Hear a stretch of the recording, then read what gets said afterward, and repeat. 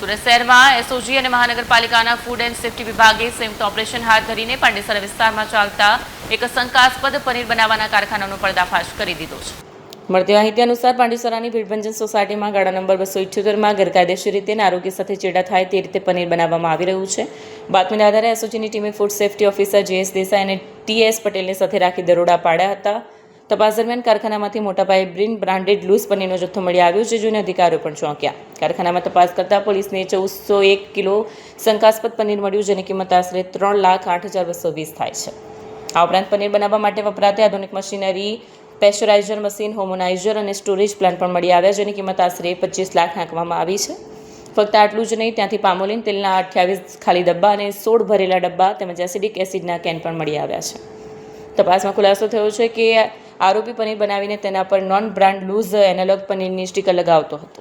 સામાન્ય રીતે શુદ્ધ પનીરના ભાવ કરતાં ભાવ ઓછા હોવાથી અનેક લોકો છેતરાતા હતા.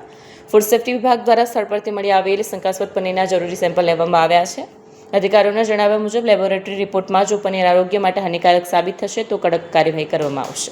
होली का त्यौहार होते हुए नकली पनीर 1400 kg पकड़ा गया है. जो महेश शर्मा करके बंदा है जो 2 साल से ये पनीर बनाने का काम करता था.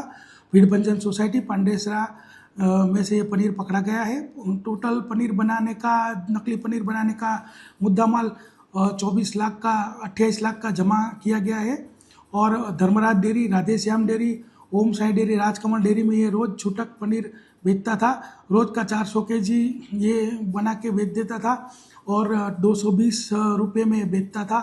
और ये पनीर पामोलिन ऑयल, एसिड और दूध का पाउडर मिला के ये बनाता था.